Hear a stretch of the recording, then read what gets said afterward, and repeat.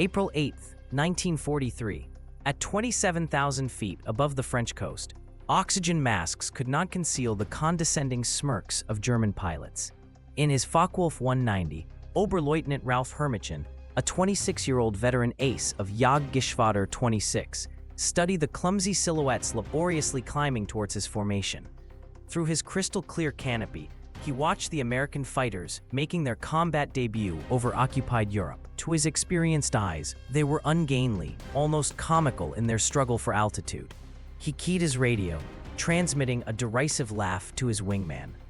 "The armies have sent us flying note bottles," he quipped, unable to suppress his amusement at the sight of the massive, barrel-shaped Republic P-47 Thunderbolts straining in their ascent, their immense weight a stark contrast to the sleek German machines. Below the circling German Predators, 16 P-47C Thunderbolts of the 4 Fighter Group lumbered upward in a tight formation.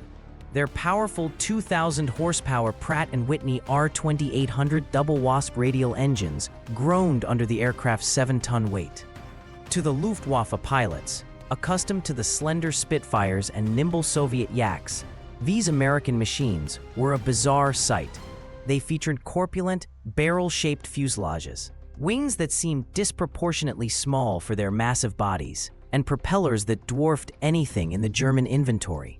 The overall impression was one of brute force over finesse, a flying contradiction that inspired confidence in the seasoned German aces who believed they held every advantage in the impending engagement. What Hermichen and his comrades could not have imagined was that they were witnessing the arrival of the very weapon that would systematically annihilate the Luftwaffe's fighter arm.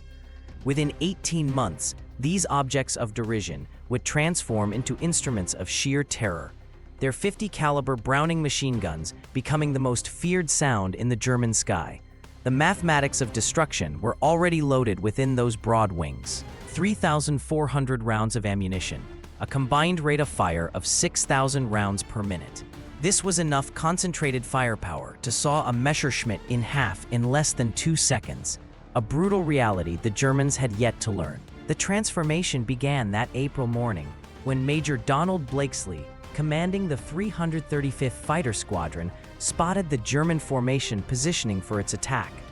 A former Eagle Squadron veteran who had transferred from RAF Spitfires just weeks earlier, Blakesley understood a critical truth his men did not.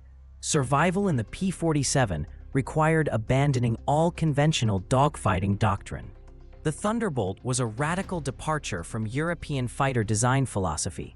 While the Germans had perfected lightweight interceptors for climb and turn performance, Republic Aviation had created an unprecedented high-altitude juggernaut that used sheer mass, immense power, and overwhelming firepower to rewrite the rules of aerial combat entirely. Among the 56 American pilots scattered across the French sky that morning were men destined to become legends, future aces whose names would strike fear into Luftwaffe hearts.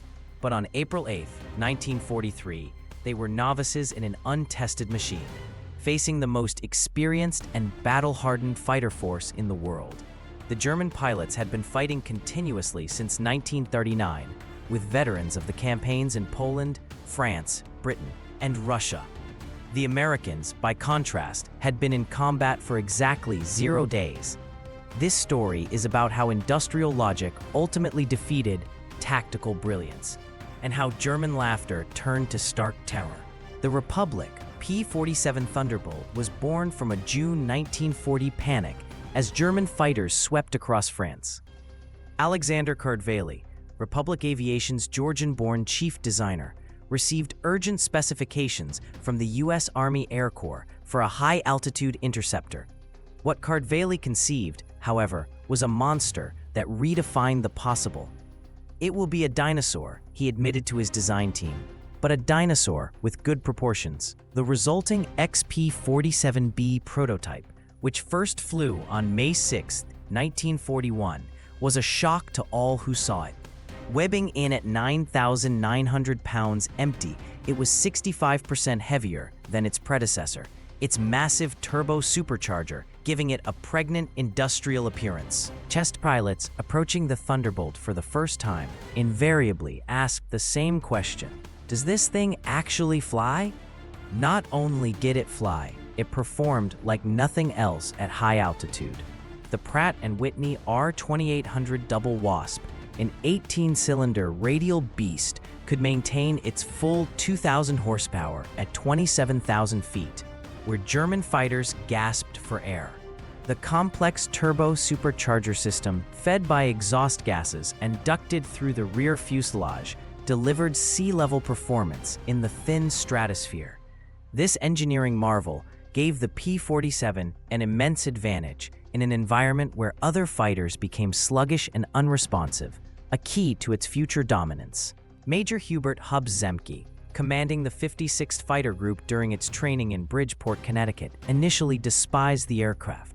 His unit suffered devastating losses in its early days, with 18 pilots and 41 aircraft lost in training accidents between September 1942 and January 1943. The P-47 killed more Americans in training than the Germans would in its first months of combat. It was notoriously difficult to handle.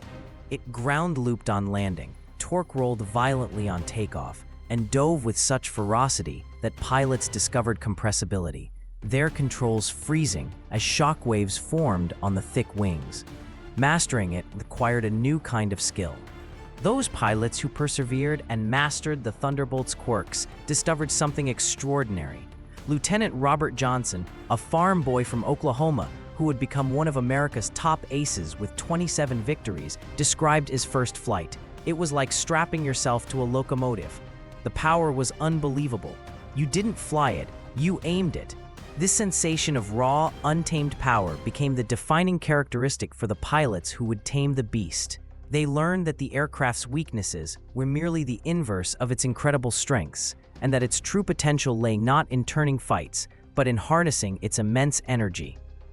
The first combat encounters in April and May 1943 seemed to confirm every German prejudice.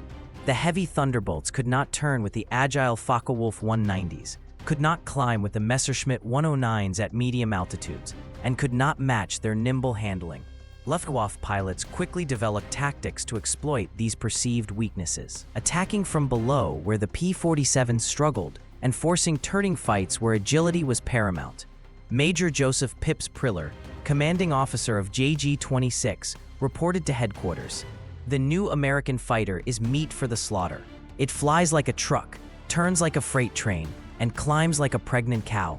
The initial statistics supported German confidence. In their first month of operations, American fighter groups lost 14 Thunderbolts for only 3 confirmed German kills. The RAF, observing from their Spitfire squadrons, quietly suggested the Americans reconsider their choice of mount. British pilots joked that the best evasive maneuver in a P-47 was to unstrap and run around the roomy cockpit. However, something strange and significant was happening in these early encounters that German intelligence failed to notice. The P-47s that were shot down were absorbing an incredible amount of punishment before finally falling from the sky. One aircraft returned from a May 4th mission with 21 cannon holes and over 100 machine gun strikes, damage that would have disintegrated a Messerschmitt or Spitfire. The massive radial engine, lacking vulnerable liquid cooling systems, simply shrugged off hits that would have been fatal to other fighters. More significantly, when a P-47 did manage to get its guns on target, the results were catastrophic. The Thunderbolt's 8-gun battery created a convergent zone of destruction that German pilots had never experienced. It could sustain fire for over 30 seconds, an eternity in aerial combat, pouring a solid stream of lead into its target. The event that began to change German perceptions occurred on June 26, 1943, over Lazio, France. Second Lieutenant Robert S. Johnson's formation of 48 P-47s was returning from escort duty when they were bounced by 16 Focke-Wulf 190s from JG-26. The Germans executed a perfect attack, diving from the sun. Johnson's Thunderbolt, at the formation's rear, was caught in a crossfire, taking catastrophic damage instantly. Two 20mm cannon shells exploded across his aircraft, shattering the canopy, spraying hydraulic fluid, and starting a fire. Wounded and trapped in a jammed cockpit, Johnson was certain he was doomed, a novice pilot in a dying machine. What happened next defied every German assumption about combat durability. Despite having no forward visibility, a violently shaking engine, and intermittent controls, Johnson's Thunderbolt continued flying, with damage that would have reduced any other fighter to falling debris. Then, a lone Focke-Wulf 190 discovered the crippled aircraft limping toward the English Channel. The German pilot positioned himself behind Johnson and opened fire with his cannon and machine guns. Johnson, unable to evade, could only huddle behind his armor plate. The Thunderbolt absorbed the entire cannon ammunition load, then the machine guns, and still it flew, a testament to its incredible structural strength. The German pilot, his ammunition exhausted, pulled alongside the flying wreckage.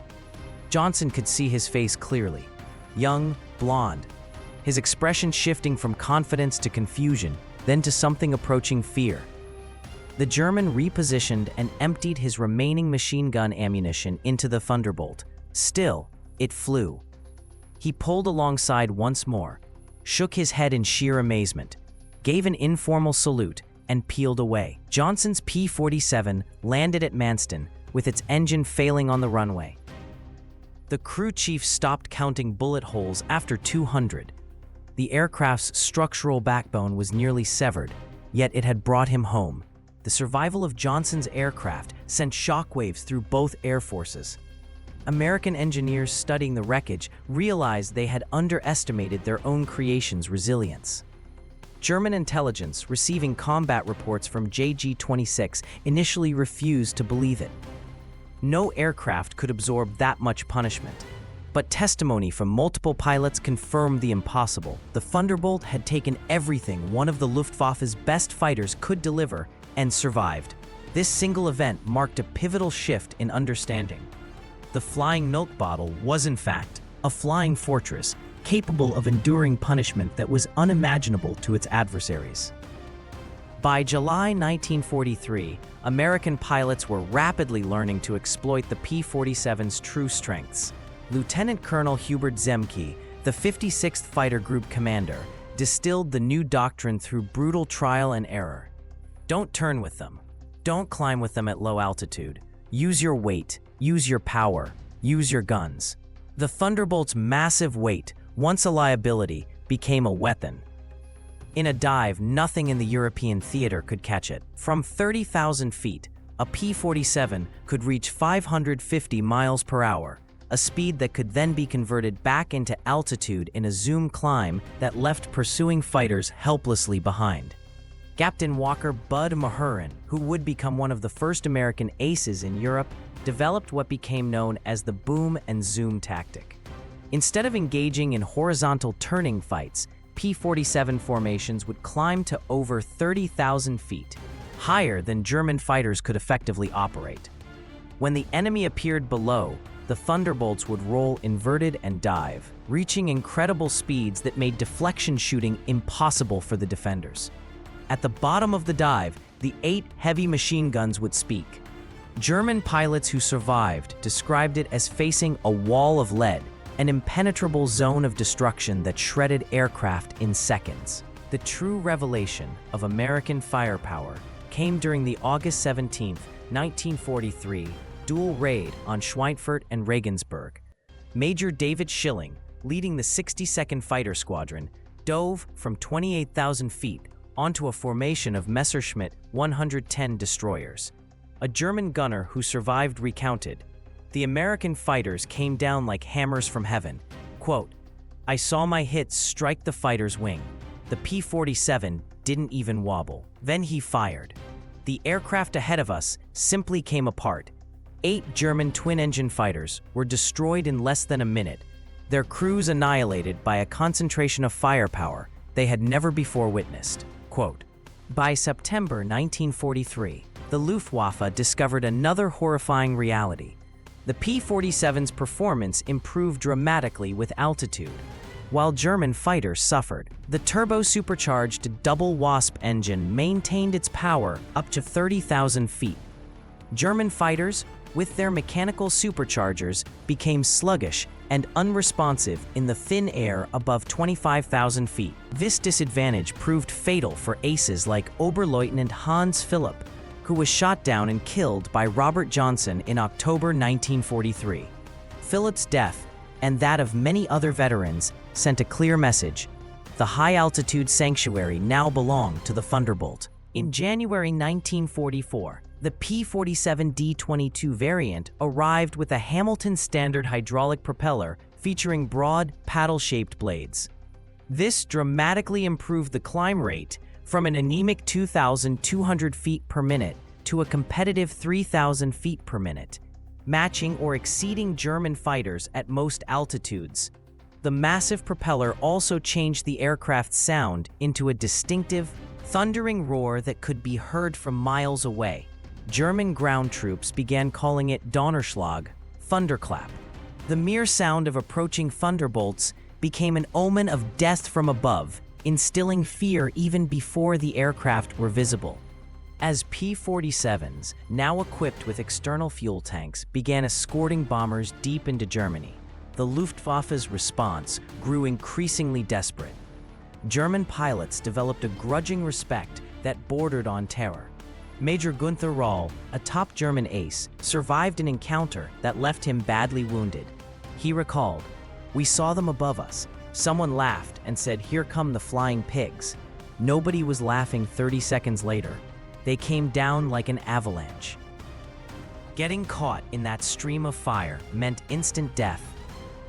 The numerical and qualitative advantage the Americans held was becoming an insurmountable obstacle for the depleted German fighter force. With the arrival of P-51 Mustangs for long-range escort, P-47 units increasingly focused on ground attack, a role in which they became the most feared aircraft in the European theater. The Thunderbolt's heavy machine guns were devastating against vehicles, and its airframe could carry a bomb load equal to a pre-war medium bomber, up to 2,500 pounds of ordnance, plus rockets. Oberst Hans von Luck, a Panzer Grenadier commander in Normandy, described the effect. "They came in low. The sound was terrifying. A column of our trucks simply ceased to exist. The psychological effect on the men was devastating." On D-Day, over 500 Thunderbolts provided an impenetrable umbrella over the invasion beaches. Oberleutnant Wolfgang Fischer of JG-2 was one of only 3 German pilots to reach the beaches that day. He reported, "The sky belonged to the Americans. Thunderbolts were stacked from sea level to 30,000 feet. I was the only one of 12 to return. Their guns turned our fighters into aluminum rain." In the following weeks, P-47 systematically destroyed the German ability to move in daylight, crippling logistics and severing supply lines with staggering efficiency. The ultimate vindication of the P-47's design came in encounters with German jet fighters. The Messerschmitt Me-262 was vastly faster, but Thunderbolt pilots learned they could catch jets during their vulnerable takeoff and landing phases, or in high-speed dives from altitude.